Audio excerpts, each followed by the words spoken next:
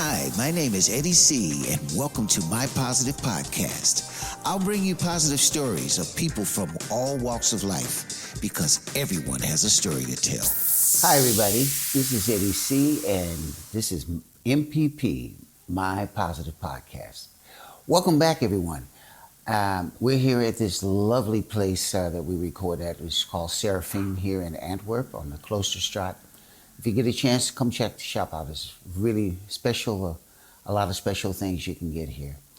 I'm going to move over to my first guest for this particular show.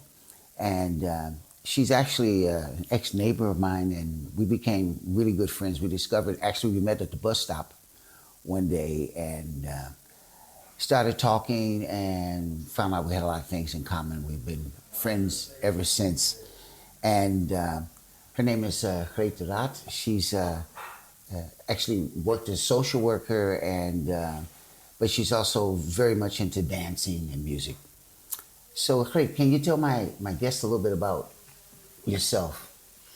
Okay, where do I have to begin?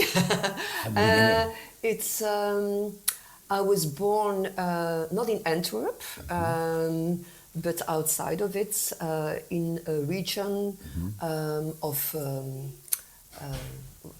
how do you say, the Steenbakkerijen, sorry for the English. I was raised in a family, a very nice family, with a sister who's 2 years younger than I. And I remember my childhood as a period of playing outside. It was like that in that time. And as a little child, I liked to sing already. But my first passion was really the dancing. It started when I was 13, 14 years, I think. I found it as a great thing to do, to forget everything and to focus on the dancing, on the movements, on the music. And I continued to do that for all my life. Okay. I started with, I don't know how you say in English, volksdance. Folk dance. Yeah, folk dance. But then I found out the jazz dance, the modern dance. I did it for a very long time. We had to perform in Boom. It was a cultural centrum. But I did also belly dancing, African dance, a little bit of tango. For a very long time, the salsa, then also the flamenco, which is a very passionate dance. And now I do for 2 years almost solo Latin. I met my dance teacher. I'm going to talk too much maybe. You have to interrupt when you want to interrupt me. I met my dance teacher on television at the Dream Factory, because I sent in a dream to dance the end scene of Dirty Dancing with the famous lift thing in a white dress, and I met Frank there. My dream came true, and he's the best teacher I ever had. He makes everyone bigger. He gives a lot of positive energy. So when I finish my lessons, I have a lot of energy. I do it 2 or 3 times a week. Okay. And so it's very, very important for me. Yeah. Well, let me ask you a quick question. I mean, of course, your dancing has been a very, very big thing. One of your biggest passions is your dancing, and of course your music as well, which we'll go into in a minute. But you were a social worker for your whole career. Yes. What was the transition from going from wanting to be a dancer and performer, let's say, to becoming a social worker? Yeah, it's a very good question. When I was young, I really wanted to do something with the dance. But in those times, it was a taboo. It was like, no, you have to do serious studies, and not into the artistic performing things. And so I had two options when I was 17, 18 years. We had to make a choice to do other studies. And I had two things in my head. No, exactly three things. It was to become a journalist, Right. or to become, how do you say in English, opvoeder, like working with children and those kind teacher. of things, or social worker. And so I made the choice for the social worker. I never regretted that. The thing of social worker is also, I think, the product of who my parents are.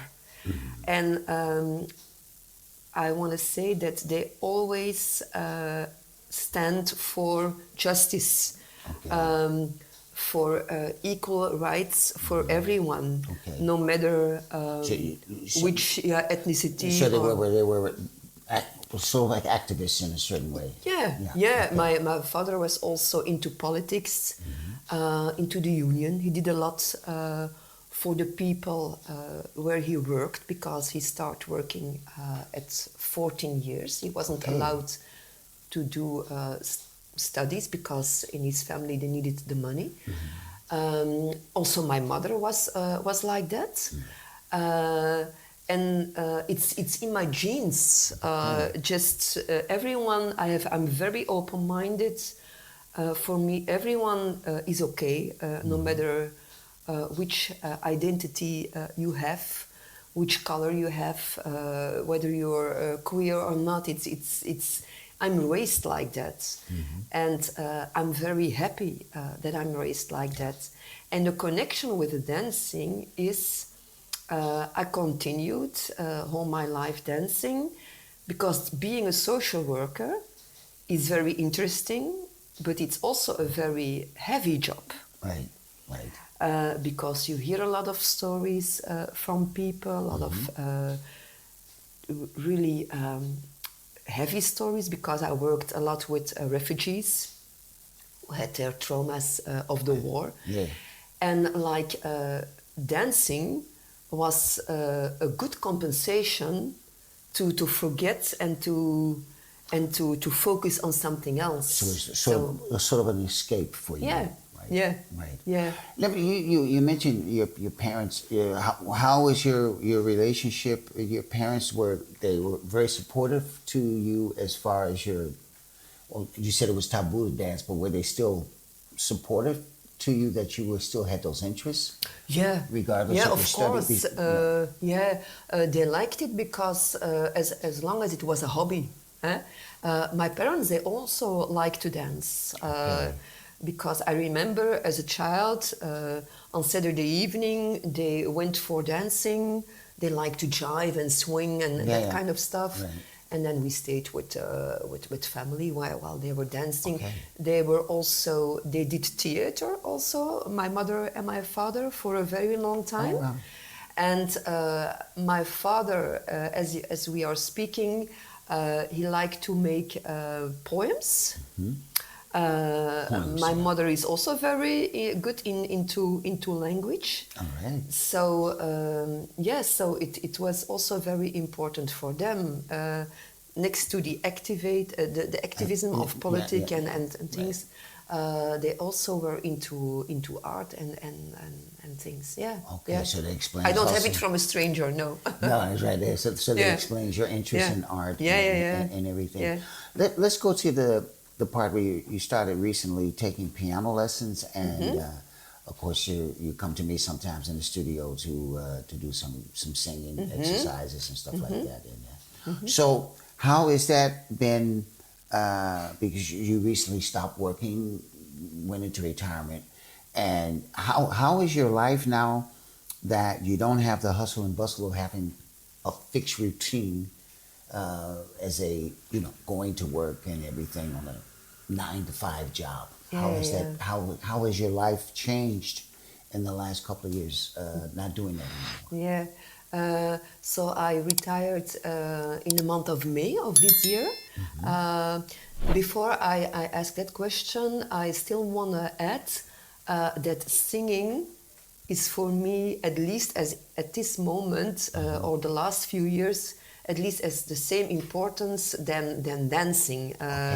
I how do you say, rediscovered it 10 years ago. I started with choir projects, and now, as you know, I'm a little bit into the solo singing, and combine it now with the piano. So music is for me also very important. That's also a very interesting question, what it does to a person when you stop working.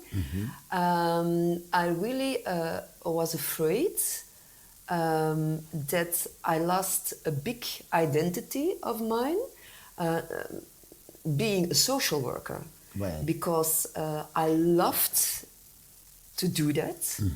I love to support people. To hear their stories, and also very interesting part of my job, I had a lot of contact with younger persons, like the younger guys who came from Syria and Afghanistan, from different parts of the world, and it keeps you young. When you're retiring, it's not so natural, it's not an evidence to have contact with younger people. I think I miss that a little bit, not so much, but for me, I was afraid of losing that identity. But to be honest, after 2 weeks, I was like, oh yes, it's done. This job. I don't have the stress anymore from the work, because it was stressing, and everything goes more slowly. I have my routine. I wake up at about 7:30, 8 o'clock, having my morning rituals. I do also my exercises to stay in shape a bit, doing my piano, doing my singing, meeting people, and I really embrace this period of my life.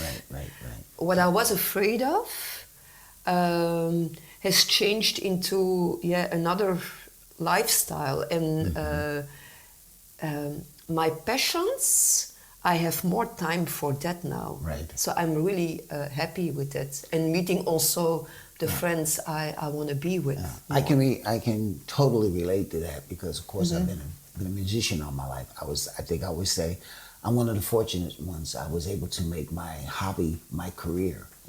But in doing that, because of my other interests, also into photography and into doing the shows like the podcast, you find that your life becomes a lot more busier. Even so, retirement is only the phase into, I say, the cream of your life, because all your experiences you start to bring forth into that period where you're able to rediscover, reinvent yourself. But let me ask you another question. So, outside of this, the fact that you have a very busy lifestyle. I know it's very hard you're always constantly busy, and you're doing a lot of trips, and you travel a lot.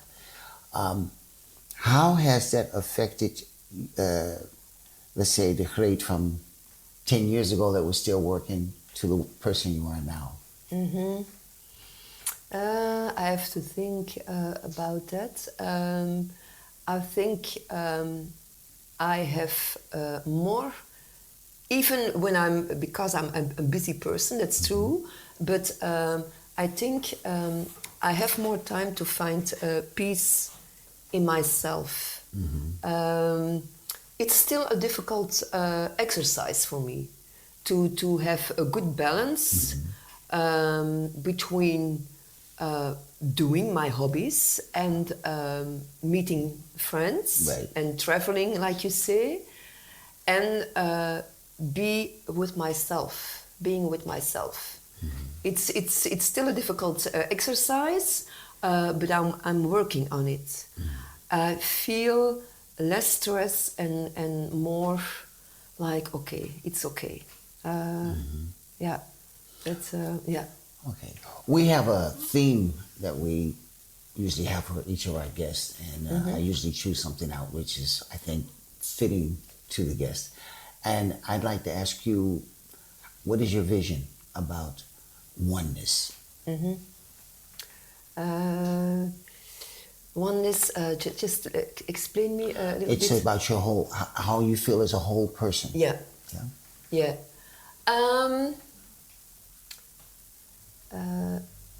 Let's say that I'm, in general, I'm a happy person. For me, and I think for many people, maybe more for women than for men, I don't know, I'm not sure. Sometimes it's difficult to accept getting older, and to take, how do you have to say a little bit goodbye to that young girl, but it's still in me many times, but to accept like becoming physical, becoming older, and I do a lot of efforts to keep myself in shape here and also for my body, but I think I have found peace. I'm really happy to have a lot of people around me who I take care of, who I love, people who love me, like having very good friendships. I think I'm blessed. I'm a blessed person, to be honest, to be here, and I want to embrace my new me, like having the age of 63, and everything that goes with it. Yeah, I think that's a little bit it, what I want to say. Yeah, and I also think, Eddie, that by having all those passions, like dancing and singing and piano, which giving me a lot of energy, that I'm giving the energy to other people, because I get the energy from those things. I can give that energy to other people because people tell me you have positive energy, and like you also, you are giving. You're one of the persons that gives me also a lot of positive energy.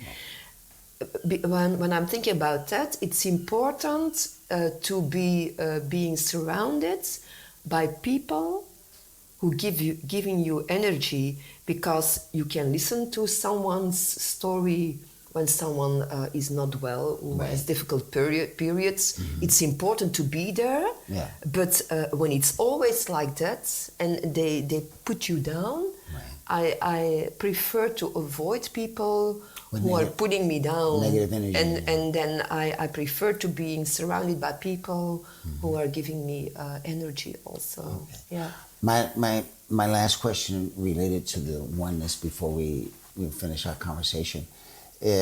What would you tell, let's say, our younger generation today? And we're living in a world where AI is starting to become a very prominent part of our lives. We have the smartphone generation that we didn't have growing up ourselves. What would you tell, let's say, your kids or your granddaughter? How would you portray your positive energy and in relationship to oneness to them? I think it's important for the younger generation, and when I look to my granddaughter, it's stay away as much as you can from the AI thing. I don't like it. Just use it for the things you really need to use it, because they will use it in school and whatever.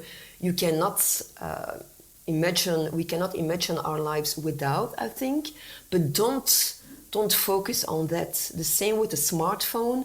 I'm happy that my daughter and my son-in-law, they are very conscious about that, and just go for your dreams. If you want to dance, dance. If you want to sing, sing. Of course, you need to study. Studying is important to get a good job, but follow your dreams. I think I also did that during my life. Don't let yourself influence too much by people who say, no, you're not allowed to do that. Oh, you're not good enough. It's important to say to yourself, you're good enough, always. Don't let someone say to you that you're not able to do things. Just believe in yourself, surround yourself by people who believe in you, and go for your dreams, and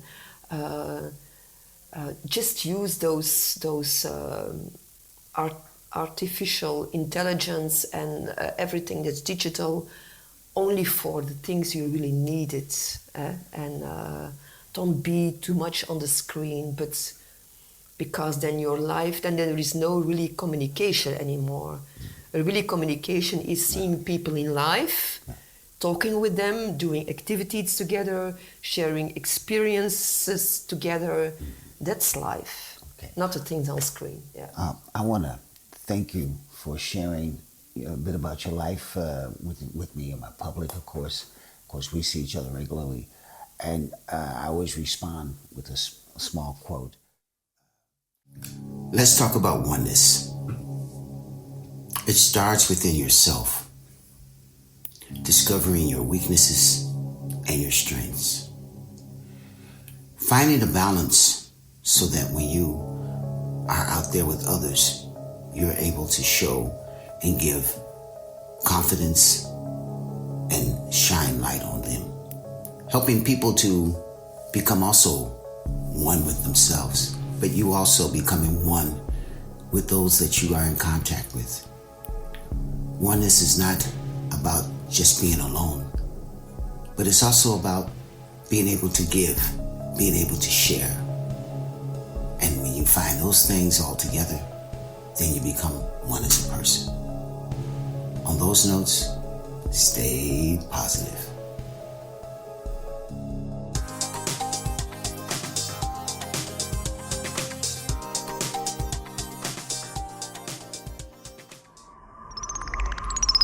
Dit is een productie van Antwerp Podcast Service.